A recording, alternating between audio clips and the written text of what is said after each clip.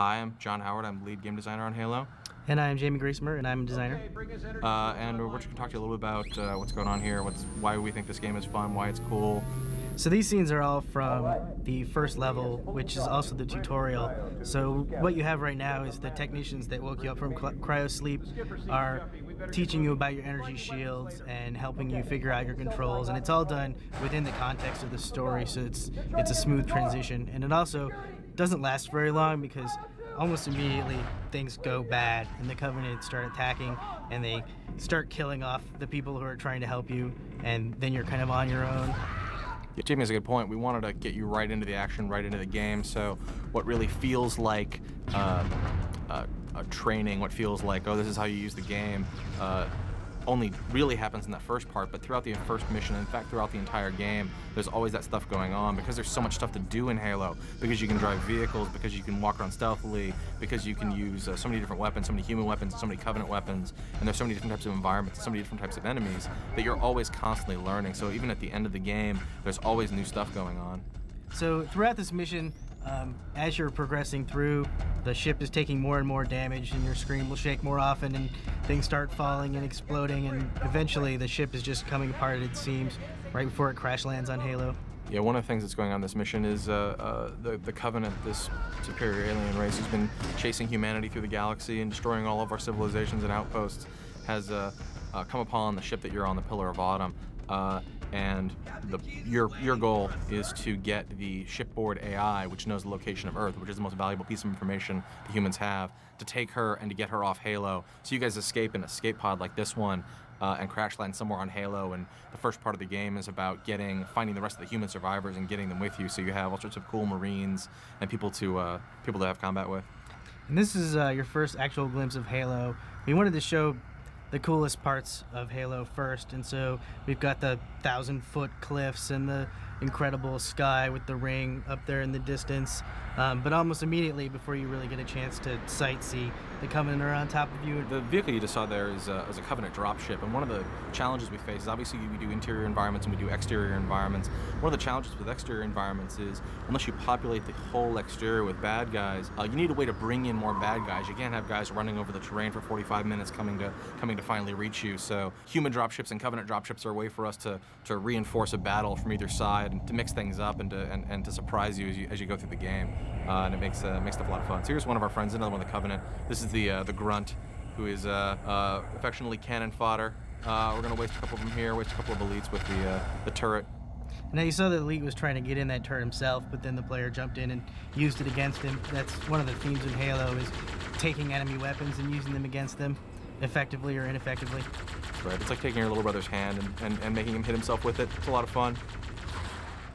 So one of the things that obviously Halo's a game about combat, a game about shooting, a game about explosions, a little bit of song and dance, a lot of human weapons and a lot of alien weapons.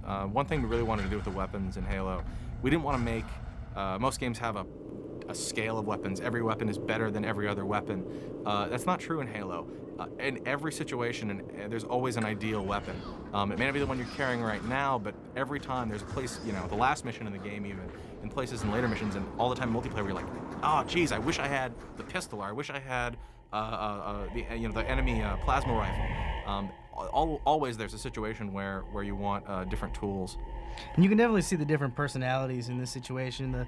The cool stealth elite is just calmly surveying, and the grunts are kind of running around and being a little hectic, and then the giant hunter is just kind of watching for his next opponent.